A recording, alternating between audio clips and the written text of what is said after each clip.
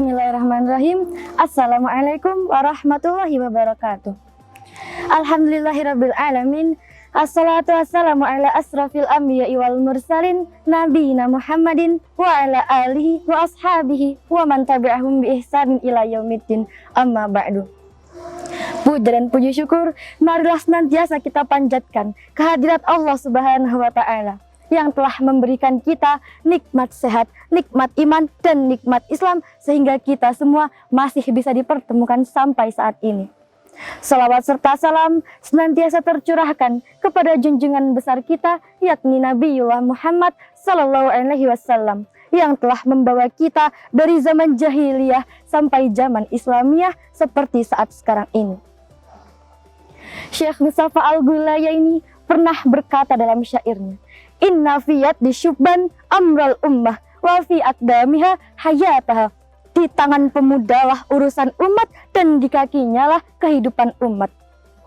Perkataan tersebut sangatlah menjelaskan dan menegaskan betapa pentingnya peranan pemuda di kalangan masyarakat.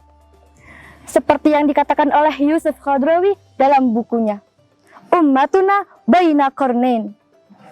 Di antara kebangkitan yang paling manis, yang paling gemilang adalah kembalinya pemuda kepada ajaran agama Islam guna memperjuangkan umat pada saat sekarang ini. Tapi, jika kita melihat kondisi kehidupan pemuda saat ini yang amat sangat memprihatinkan, narkoba merajalela, tren-tren masa kini yang semakin membabi buta, miras yang mulai dijual bebas, dan pergaulan bebas yang semakin tanpa batas. Ketika norma tak lagi jadi acuan, kebaikan tak lagi diamalkan, dan keburukan seolah menjadi hal yang enteng untuk dilakukan. Hal ini menjadi dampak bagi kemerosotan moral dan meningkatnya kebodohan di kalangan pemuda kita saat ini. Berdasarkan deskripsi di atas, saya akan menyampaikan sebuah tausiah dengan judul Pemuda Qur'ani Harapan Bangsa. Dengan atas dasar firman Allah Subhanahu wa taala dalam surah Ali Imran ayat 138 yang berbunyi, A'udzu billahi minasyaitonir rajim. Bismillahirrahmanirrahim. Hadza bayanul linnasi wa hudaw wa mau'izatul lil muttaqin. Al-Quran itu adalah penerangan dan petunjuk serta pelajaran bagi orang-orang yang bertakwa. Teman-teman yang saya cintai, jika saya bertanya kepada teman-teman sekalian tentang seperti apakah pemuda yang dibutuhkan oleh bangsa dan agama, seperti apakah pemuda yang pantas, yang layak untuk kelak diberikan amanah berupa tonggak estafet kepemimpinan, kira-kira apa jawabannya? Jawabannya ada dalam surah Al-Kahfi ayat 13 yang berbunyi, Nahnu naqussu 'alaika naba'ahum bil haqq innahum fityatun amanu bi rabbihim wa zidnahum huda. Shadaqallahul azim. Kami ceritakan kepada kamu kisah mereka yang sebenarnya. Mereka adalah pemuda yang beriman kepada Tuhan mereka, dan kami tambahkan petunjuk kepada mereka. Pemuda yang dibutuhkan oleh bangsa dan agama kelak untuk menjadi seorang pemimpin yang terpercaya adalah mereka-mereka yang beriman kepada Allah Subhanahu wa taala. Adalah mereka yang senantiasa mengaitkan hidupnya dengan Allah, dan adalah mereka yang berjiwa Qur'ani. Mendengar kata pemuda yang berjiwa Qur'ani, kira-kira apa maksudnya? Maksudnya adalah mereka selalu mengaitkan segala hidupnya dengan Al-Quranul Karim. Mereka tak hanya pandai membaca Al-Quran, tapi juga mereka mampu menghafal, mentadabburi, mengamalkan, serta mendakwahkan Al-Quran. Pemuda yang berjiwa Qur'ani memiliki dua ciri dalam kehidupannya. Yang pertama adalah berkepribadian Islam. Maksudnya adalah mereka selalu berbuat dan bertindak serta bertingkah laku sesuai dengan ajaran akidah Islam yang lurus, sesuai dengan apa yang Allah syariatkan kepada Rasul-Nya. Yang kedua, pemimpin yang bertanggung jawab. Mereka yang merupakan pemuda yang berjiwa Qur'ani, sudahlah tentu esok akan menjadi seorang pemimpin yang bertanggung jawab. Sebab mereka paham, mereka mengerti bahwasannya seluruh manusia yang dilahirkan ke muka bumi ini sudah diberikan amanah masing-masing. Dan kelak amanah tersebut akan dipertanggungjawabkan kepada Allah Subhanahu wa Ta'ala. Oleh karena itu, mereka pastilah akan selalu amanah dan bertanggung jawab terhadap apa dan siapa yang akan mereka pimpin kelak. Duhai para perindu kejayaan Islam, telah banyak sekali contoh pemuda-pemuda yang berjiwa Qur'ani yang mampu kita ambil pelajaran hidupnya untuk kita jadikan pelajaran dalam kehidupan kita. Salah satu contoh konkretnya adalah Sa'ad bin Abi Waqqas, seorang pemuda yang pertama kali meluncurkan anak panahnya di jalan Allah ketika berusia 17 tahun. Atau seorang sultan yang berasal dari kalangan pemuda yang namanya masyhur menggetarkan alam jagat raya, yang menaklukkan benteng termasyhur di kotanya. Dia adalah Sultan Muhammad Al-Fatih. Jangan kita berkata bahwasannya zaman mereka dengan zaman kita sekarang berbeda. Mereka memperjuangkan agama dengan perang dan dengan pedangnya. Sedangkan kita sudah tidak ada lagi hal seperti itu di zaman ini. Betul. Tapi yang harus kita ambil adalah bukan cara mereka berperang, bukan cara mereka dalam menghunuskan pedang, apalagi meluncurkan anak panah. Tapi yang harus kita ambil adalah pelajaran dari hidup mereka, ketakwaan dan keimanan mereka kepada Allah yang menjadikan mereka seorang pemuda yang mampu, teguh dan berani dalam membela agama Allah.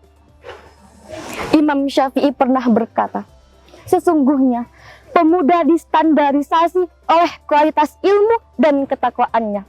Jika keduanya tidak melekat dalam diri mereka, maka mereka tidak pantas dan tidak layak disebut sebagai seorang pemuda. Wahai generasi Al-Fatih, sejak ribuan tahun yang lalu, para pejuang Islam dari kalangan pemuda telah dengan gagahnya memperjuangkan agama kita dan mengabarkan panji-panji Islam. Tapi bila saat ini kita membuka mata dan juga hati, melihat keadaan pemuda di zaman yang penuh fitnah ini dengan kondisi hati yang tragis, maka akan banyak kita jumpai pemuda yang masih sangat sibuk dengan dirinya sendiri. Mereka sibuk dengan dunianya sendiri hingga mereka melupakan agama Allah yang suci. Ibnu Khaldun pernah berkata dalam kitab Muqaddimahnya, Limadza ta'akharal muslimun wa taqaddama ghairahum. Mengapa umat Islam menjadi umat yang terbelakang, sedangkan Yahudi dan Nasrani menjadi umat yang terdepan dan maju? Jawabannya ada dalam sebuah hadis yang Rasulullah sampaikan. Taraktu fikum amrayni lan tadillu ma tamassaktum bihima, kitabullah wa sunnatun nabiyyi. Aku tinggalkan kepada kalian dua perkara. Barang siapa yang berpegang erat kepada keduanya, maka dia tidak akan tersesat sampai hari kiamat. Dua perkara itu adalah kitab Allah dan sunnah nabinya. Umat Islam saat ini, terutama kalangan pemudanya, banyak dari mereka yang sudah meninggalkan dua perkara yang Rasulullah riwayatkan. Sehingga mereka menjadi pemuda yang tersesat, tanpa arah dan hilang tujuan. Ahwati fillah wa ihwani fillah. Belajarlah dari Ashabul Kahfi. Mereka adalah simbol pemuda yang berani dan teguh pendirian, kuat dalam mempertahankan iman dan pandai dalam menjaga akidah. Oleh karena itu, mari kita jadikan generasi kita saat ini menjadi generasi yang unggul, mempunyai semangat yang tidak pernah redup, keberanian yang tak pernah luntur, dan langkah yang tak pernah mundur. Mari kita sing-singkan lengan, kencangkan ikat pinggang, bergandengan tangan, dan melangkah bersama untuk menjadi generasi yang didambakan oleh Islam. Ingatlah bahwa setiap harinya musuh Islam akan terus bertambah dan menyerang dari segala arah. Maka dari itu, melalui media sosial, koran, televisi, radio, dan melalui jalur dakwah kita beritahu, kita bangunkan pemuda Islam saat ini dari tidur panjangnya. Dan kita katakan kepada mereka bahwa inilah saatnya kebangkitan pemuda Islam, persatuan dunia Islam, dan tegaknya kembali panji La ilaha illallah Muhammadur Rasulullah di bawah kepemimpinan pemuda Islam yang berjiwa Qur'ani dan yang menjadi harapan bangsa, serta di bawah kepemimpinan pemuda Islam yang mampu berintegrasi dengan modernisasi, siap melanjutkan perjuangan dan siap menyambut puncak kejayaan. Amin Allahumma amin. Al-akhir ordoas, kesimpulan dari tausiah yang ana sampaikan ini adalah selagi masih muda, masih sehat, masih Allah berikan banyak waktu, marilah kita mulai menjadikan Al-Quran dan Sunnah Rasul sebagai standar operasional prosedur dalam kehidupan kita, dalam setiap langkah kita, dan dalam segala pergaulan kita. Sebab tanpa keduanya, generasi kita tidak akan menjadi generasi yang baik-baik saja. Dan sudah pasti dengan keduanya kita akan menjadi generasi yang Allah cintai, generasi yang mampu dan siap menerima tonggak estafet kepemimpinan bangsa dan juga siap menyongsong cahaya masa depan indah bangsa Indonesia. Sekian yang dapat saya sampaikan, semoga dapat diambil hikmah dan manfaatnya. Kurang lebihnya mohon dimaafkan. Fastabiqul khairat nun wal qalami wa mayasturun. Wassalamualaikum warahmatullahi wabarakatuh.